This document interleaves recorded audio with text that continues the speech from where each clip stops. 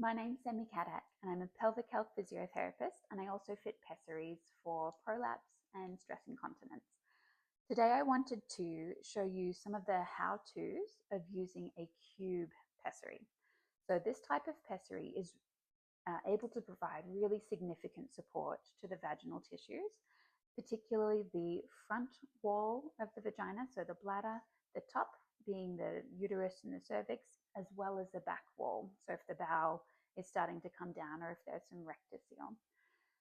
The cube, as you'll notice, has these concave surfaces in it, which are really helpful to hold the pessary in place by creating a little bit of suction. So this means that even somebody who doesn't have as great tone or strength through their pelvic floor might still be able to use one of these without it slipping down or falling out.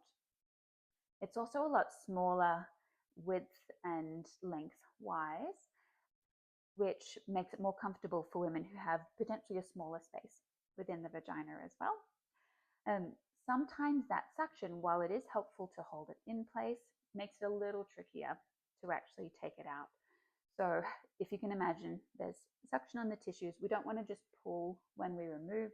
You do need to be a bit more intentional about releasing that suction to make sure that it's not going to create drag on the tissues as you pull it down.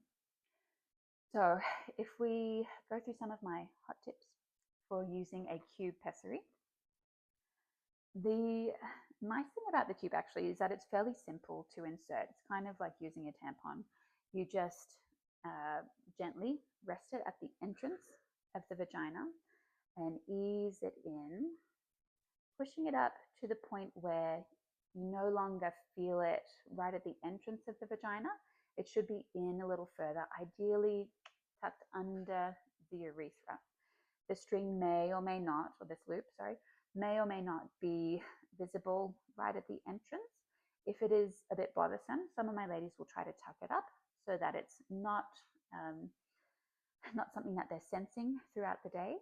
Sometimes I actually have ladies who cut off the loop because they find it a little bit too thick, and so they'll put a loop or a string of non-minty dental floss on it instead, which is just a lot thinner and therefore less noticeable for them throughout the day. The height of the pessary depends on the kind of support that you need. Some people will find that the pessary sitting really high feels most comfortable for them and provides the most amount of support. Other people find that if it's too high, then some of the vaginal walls might be less supported if they're closer to the entrance. So by experimenting a bit with different positions, you may or may not have a lot of room to play with, but you can try having it a little closer to the entrance, or you can try having it a little further up in the vagina and really just see what feels best for you. I noticed that my ladies find there's lots of different preferences with lying down to insert their pessary or standing up. When you're lying down, the nice part of that is the pelvic floor is usually a little bit more relaxed. So you're not working past muscles that are a bit more engaged just by the nature of being upright and standing. If there is a bit more significant prolapse where things are sitting quite low or potentially outside of the vagina, they're more likely to be reduced and a little bit higher in the vagina if you're lying down, again, compared to being upright, just with gravity bringing things downwards. So some people like lying down for those reasons. Sometimes lying down to insert your pessary means that it's just a little harder to reach, and there's a bit more kind of crunching up or straining to actually get the pessary in. So I would encourage, if you're lying down, just have lots of pillows behind you so that you can still reach the vagina comfortably while you're as relaxed as possible to gently insert that one. And then to take it out, as I mentioned, we do need to consider the suction. Some people have not much suction when they're using a cube pessary. Other people will have more noticeable suction, and you'll feel it. If there's a lot of resistance and it feels like you have to really tug to get it moving, that might be because of the suction.